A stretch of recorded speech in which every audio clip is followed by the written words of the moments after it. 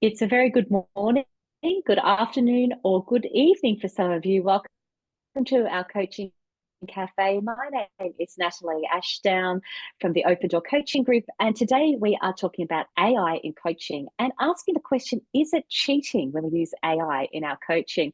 And I'm joined on the line by our resident HR specialist, Paula Jones-Hunt. Morning, everybody, because it's morning here in Perth. So wherever you might be listening to your favorite streaming, wherever you might be listening to this podcast, perhaps on your favorite streaming service or live here with us, we acknowledge the traditional owners, the custodians on the lands on which we're all meeting today, and their continuing connection to the land, the waters, the communities of Australia, and the lands all around the world upon which you might be joining us or listening to this on your favorite streaming service.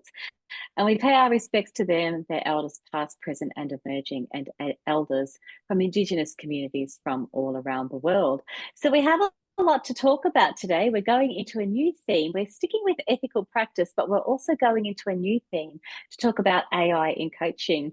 And we did this theme actually around about this time last year. So it's great to revisit it because so much has changed.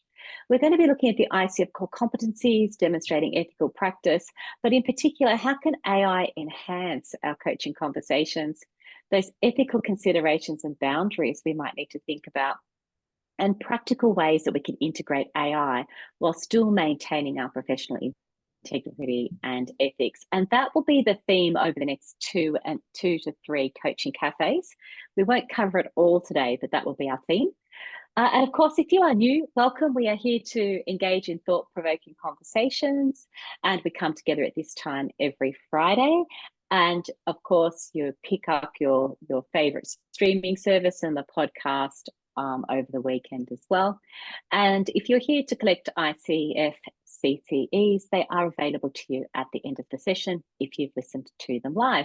Welcome back to all our regulars. We've found out that people are joining us from all around the world: Kuala Lumpur, Wellington, down the road in Canberra, up the road in Perth, etc., etc. Over in the US, welcome to you all. It's wonderful to have you all join us from all around the world. So here we go. I love this image. It's of an emu or an ostrich, perhaps, with their head in the sand. And I think for coaches and as professionals, we can't have our head in the sand when it comes to AI in coaching. And if you happen to jump into the podcast from last year, I did actually share the link with you, and there's more and more resources being put on that link. So if you go to coachingfederation.org about and look at the Coalition for Technology in Coaching, you'll get some extra resources there as well. So we will be talking today about the International Coach Federation, but thinking about what it means from our own practice point of view. And we want to say up front that the use of AI in coaching is evolving like everything on a daily, weekly, monthly, annual basis. We're definitely not experts, but like you, we all want to keep up with what's actually going on. And the ICF have actually got an artificial intelligence coaching standards working group. At this time last year, they said that they were putting together the coaching standards for the use of artificial intelligence. That's happened. That's what they announced last year. This year, all of those standards are in place. All the guidelines are in place. So it's interesting from that perspective to look at how the International Coach Federation is moving along with all of us. So we wanted to give you a little bit of an overview of where we're seeing coaching, where we're seeing the use of AI in coaching, the use of artificial intelligence in coaching. We're seeing it in content writing. We're seeing it in virtual coaching assistance. We've always seen AI in sophisticated data analysis. That's always been there, but now it's coming to the forefront. We've seen it in self-coaching and goal attainment. So people being able to use an AI tool to actually do a bit of self-coaching and goal attainment. And I've been playing a lot with this myself on my goal attainment around achieving my doctorate. And, in the early hours of the morning or the late at night, whenever I'm working, to set my goals in a chat bot, to set my goals and then be asked questions by something like Chat GPT about what I'm trying to achieve and what's the first step and things like that. So you can easily use your Chat GPTs and other tools for things like basic self-coaching and goal attainment. There's also scenario simulations. And what we mean by this is, can we come up with 5 great questions that I can ask in this context? So a lot of that type of generation of questions we can do easily as well. And then, of course, there's the best practice approaches to the use of AI. So we're seeing all of these areas that we've categorized the use of AI. These are expanding quite rapidly. You may or may not know that there's actually a number of different apps out there now. These have been around for quite some time. So there's apps where you can actually have them on your phone, and they're goal attainment based apps. So here's what the goal is. This is what I need to do. What's the next step? And the AI is evolving now because it's learning about people. And what's interesting is it's giving back the person's language as well. So similar to what we do in coaching, where we actually say, I hear you say this, and we're using the person's words, our client's words. The AI is actually doing that. It's learning, it's updating memory, it's repeating back people's words, it's encouraging people using the type of language that they actually use. So these apps, such as Rocky.ai, and other apps out there, Coach Vici was one of the very first apps that came onto the market. It was part of a research project, and now it's been more commercialized. So a lot of these apps are out there now, and we can have a look at them, we can have a play at them, or you can use the more traditional chat GPTs and like as well. So that kind of gives you an overview of where we might be at the moment. And as I said, we're not experts. There's so many more things that are happening that we are completely, I'm sure, not aware of as well. But what we want to think about now is our conversation for today, and then we'll expand upon this over the next couple of weeks, as I mentioned. We're thinking about the ethical considerations and the boundaries of the use of AI in coaching. Now, I have a picture of the front cover of a document, which is the International Coaching Federation's Artificial Intelligence Coaching Framework and Standards. And for those of you that can see the screen, it was recently updated back late 2024.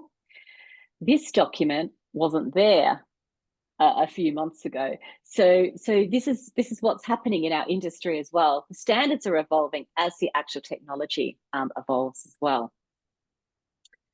What's interesting to me at this point is that the standards are mostly concerning the building of the technology.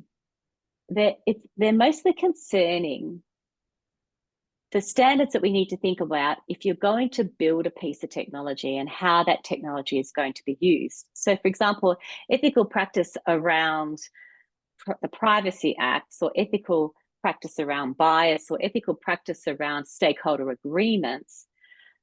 The standards are really giving insights into how those core competencies can be implemented into the technology and the software. I think, in my opinion, what they're not doing now is making them practitioner standards. And that's where I want to engage us all, and Paula and I want to engage us all over the next few weeks. And what does it mean to us as practitioners and our use of the technology, as opposed to, we're not software developers, so why do we have to think about that? What's interesting here, though, is they do talk about stakeholders that might be buying the artificial intelligence to use in their coaching. So large organizations, for example, what they need to be thinking about in the purchasing or the procurement of the types of software. So I just wanted to put that distinction there for you. You can go online, you can subscribe and download the report. It's available to you, and have a good read. It's extremely detailed, as I said, more orientated towards the building of the software, that it meets ethical standards than how we're using it as practitioners. So with that in mind, I wanted to ask you these questions. And this is where we want to go in terms of our exploration of our own professional practice and the use of AI in coaching. And this question came out of, I was at a dinner party. I was over at a friend's house, and we were having a few wines, and And the couple of friends that I were talking to, they're heavily involved in this area, not in coaching, but in the industry of AI. They were showing me some absolutely mind-blowing uses of the technology that it was just so incredible, using it to write code and all sorts of things.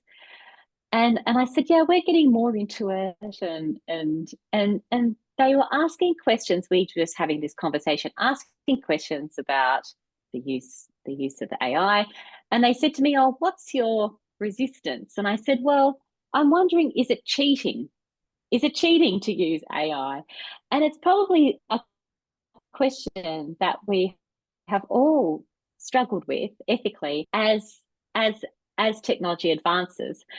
And so then Paula and I were generating questions, and we've had really good conversations around this, around, is it cheating? Is it okay to use AI to generate responses to clients, i.e. we have coaching notes, and we put those coaching notes into something like ChatGPT, and it generates a summary, or generate email responses to clients, for example.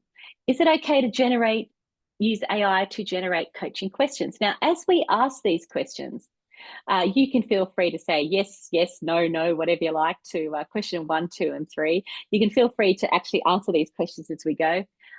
There's 5 questions, and you might reflect on them for yourself or make a note. Yes, yes, no, no, whatever you think. Feel free to put them into the chat box, or if you're listening to this on your streaming service, you can have a little piece of paper and write yes, yes, no, no, whatever you like. So the first question is it okay to use AI to generate responses to clients, e.g. summaries? Is it okay to use AI to generate coaching questions? To expand our coaching bank, I want to think about a range of coaching questions that I can ask. Can I use AI to do that? Or like Mary Jo, you've said, use it as a spell check, things like that. Better frame the way that we present something or talk about something. Is it okay? So these are kind of progressive ethical questions, I think.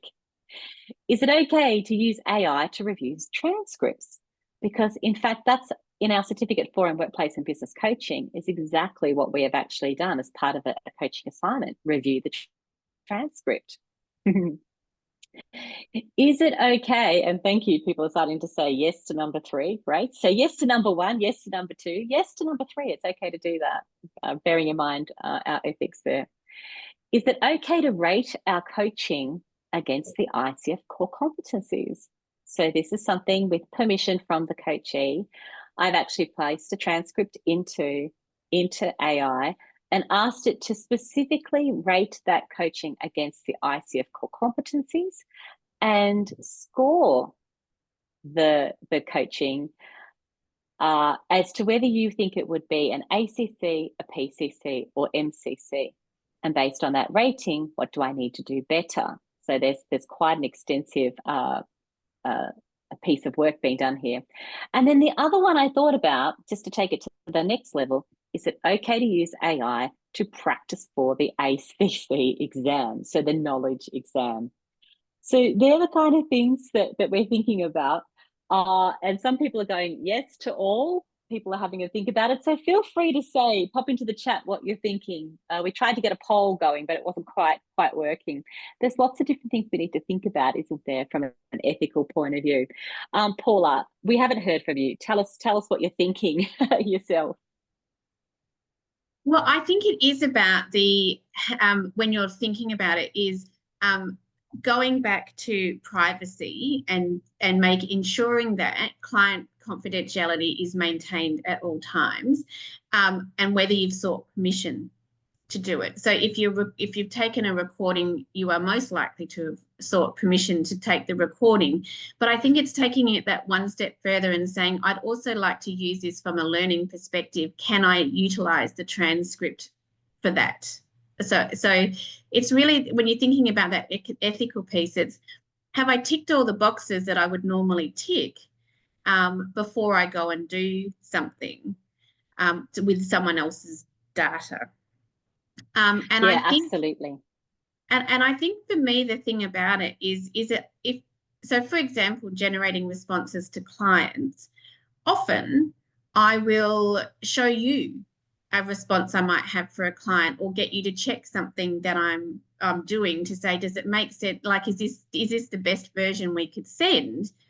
Is there a difference between me asking you or asking Chat GPT? If we're thinking from an ethical perspective, is there a difference? Is it just like if you use it like a spell checker, which is AI, by the way, and it automatically checks your document as you're going through? If you're using it from I'm asking for it to review and provide suggestions, is that the same? Just a thought. Yeah, it's all very interesting, isn't it? And you're absolutely right that the comments that you make, Paula, around ethics is in particular with the privacy and how do we protect that the coaching is a confidential arrangement. And I'm reviewing the chat here, and there's a lot of chat coming through, which is wonderful. And for example, Jody said it depends on whether the content of the transcripts, the summaries, etc., are separated from the client, so their personal and professional information is protected. And we absolutely agree with you there. And again, there Wendy's put in around has commented around that the making sure that the information is anonymous. So we can, the first thing is exactly that point. We can use AI. It's not cheating. We need to reframe that. We can use AI as a learning tool, as a growth tool, as a development tool, as an efficiency tool. So all of these things, that all of the benefits, our ethical practice kicks in when we think about things like privacy, that we're using anonymous, that we've got permission from the client to do this. And as Brett points out, concerned about AI companies hoovering up all our information and selling our IT back as well. The comment around making sure that when you enter data into an AI tool version, that you need to assure that it's anonymous, and that whole idea of rubbish in and rubbish out. So questions coming back here as well. And I think that's a really good point too, is that the interesting that you've written, Sebastian. Sorry, Natalie. I was just going to say the interesting thing too is the way you frame questions actually does make a difference to the information that you get back to. So when we've been using it, it's about, have I asked it the right question? And one of the key things I've learned is that you can ask, what questions haven't I asked, or what questions should I ask to Chat GPT, not coaching questions, but what questions should I ask you, Chat GPT, in order to get the best response? So if you are, it's going to take some time to finesse exactly how you're utilizing it to get the best from it as well. I agree. And Sebastian's actually offered here, in reviewing transcripts, yes, it enhances the quality of the summaries or the questions, and it's a starting point for your own ideas. And I think that's really important. That's what I really relate to. It's not cheating. It's me putting what I've already discovered, what I've already reflected on, and seeing how I can do better so that I can add value for the client. And then, as Brett has actually said, I beg your pardon, Sebastian's actually said, it's adding value for you and the client. And I think it meets the honesty ethical standards if it's properly disclosed. The last two are a bit more complicated. So I do agree with you there. So we're having a great conversation here, because we can't put our heads in the sand. We can't just go, oh, let's just kind of go along with it. Our conscious thinking about it and having these conversations is what's really important. The interesting thing for me around rating our coaching against the ICF core competencies, the big thing comes up for me is that we have humans that actually do that. Our amazing learning and development manager, Bridget, that's her job. Is it taking away her job? Well, no. The reason for that is because you can upload transcripts, or you can upload recordings, but you don't get the human element. What you get is an analysis of the transcript, an analysis of the transcript against the ICF core competencies. But the question is, how do you rate for things like coaching presence? How do you rate for building trust, or how do you rate for vulnerability, things like that? How do you rate for those core things that make us humans? demonstrate empathy. Yes, a comment in a transcript might demonstrate empathy, but empathy is what happens in the moment between two human beings. So my answer to that is yes, we can use it to think about what can we do better, how can we improve our coaching, but have it replace the humans in terms of ICF core competencies rating. I'm not really comfortable with that in terms of the output and the results. Paul, I can see you nodding thoughtfully there. Well, yes, because unless it's going to start reviewing not just a transcript, but the listening to it, then it's missing key parts. So what it's doing is analysing the questions that were asked and the responses that were given, but not how the responses were given. So that's where when Bridget reviews your transcript, she listens to it holistically, not just analysing the words that were said. Very good point. Yes, and as Mary Jo rightly points out, doesn't replace but enhances the human. So that's very true. The last one there that we wanted to quickly touch on also was around practice for the ACC credentialing exam, because Paula, you've done that recently, and a number of people have written to us thanking us for your webinar. Actually, pick it up on our blog, where you go into the what's it all about and what do I need to do to prepare for the credentialing exams, formerly known as the knowledge tests. Now, interestingly, if you Google that, you'll get a lot of different websites and a lot of different companies that are offering practice exams. They're offering different questions that you can use for practice exams. So this one, I think, again, it's about what you put into ChatGPT or your AI tool that makes the difference to me from an ethical practice point of view. For me, it's around, I want to test my knowledge of the ICF Code of Conduct, Ethics and Standards, and I want to test my knowledge of the core competencies. Can you please design the multiple choice questions for me that will test that? As opposed to saying, can you please look up what that test is, get me a copy of the test and the answers so that I can ace the test. So it's very different what we're actually asking ChatGPT to do. And that for me is the ethical boundary. I'm not asking for the answers to the actual test. What I'm asking for is give me things that can help me practice, give me things that can help me prepare, which is exactly what Paula did in her webinar, told us things that we need to think about to actually prepare and what to expect on the day. And that's a real human with real human experiences telling us what to expect on the day, as opposed to, and we were very careful in that webinar, we weren't asking you, Paula, give us an example of the actual question and what the answer to that question was. So what are your thoughts on that, Paula? I can see you smiling about that. Yeah, well, my recommendation would be to go to the companies that have created the questions, because they're probably more likely to be closer to how the ICF are wording the questions. Because for me, this is about the wording piece, and unless the AI has the way that the ICF are wording those questions, you're probably better off to go and utilize the free tests. Like if you couldn't find the free tests and you wanted to ask it to create you some questions, it would be okay. But because the questions really delve into that, what's a better or what's a worse answer, those ones I think it would find harder to put together. We will find out in future webinars, no doubt.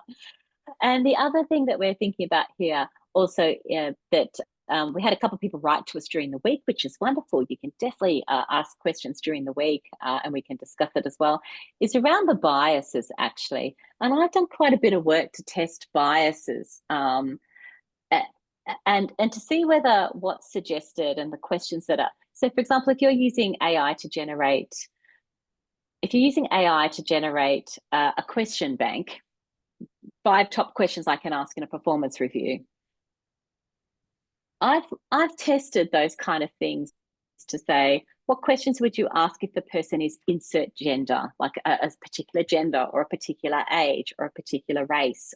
I've actually really tried to see whether the questions change and how they change according to all of those things, whether the biases are actually kicking in. So it's worthwhile, I think, when we're thinking about the use of AI to keep that in mind all the time and to test for the biases as we go along. The other thing that was written to us during the week, and is something I actually tested myself, is, are you just trying to tell me the answer that I want to hear? So do you just think my transcript is great because you're trying to make me feel happy about myself? Or do you actually think my transcript is great based on the core competencies? So actually testing whether the AI is giving you back what you wanted to hear, or whether it's actually giving you the feedback that's going to help you grow and learn and develop. So something else I've been playing around with recently as well. Yeah, Paula, did you want to add anything? It's amazing how quickly our time goes, isn't it? When we're only scratching the surface, and it's wonderful to see everyone jumping into the chat box as well.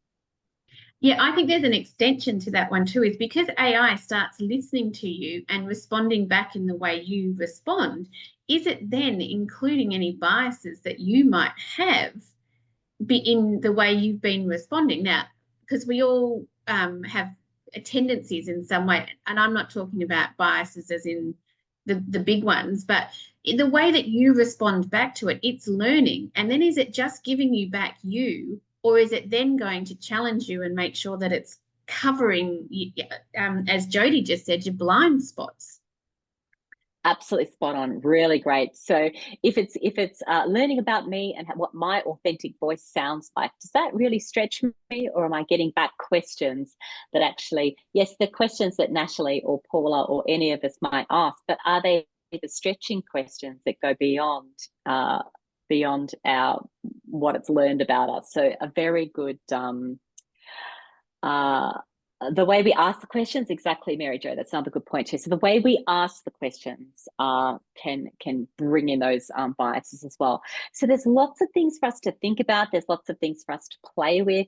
We encourage you to have a think, to deeply reflect about our ethical practice, and to have a play, to test these things. Is it cheating? No, it's not cheating, because we're trying to develop and grow and enhance ourselves as professionals. We're keeping in mind those ethical boundaries, and we're doing it to add value to our clients with those ethical boundaries in place, as we've discussed. So there we go. We're going to talk about more things over the next couple of weeks, and we really look forward to reflecting with you as we go along. And the guiding considerations, just as we finish up, that coaching is a human interaction. We definitely need to check for bias. And as we said, use it to enhance, not replace, as we've discussed. We've got our certificate for workplace and business coaching coming up. We've got our diploma in leadership and coaching coming up. All of these programs have got all of the new technology built into them. So that will be very interesting. We look forward to working with you on those programs as well. As always, we say thank you for joining us, and we look forward to catching up with you at our next Coaching Cafe.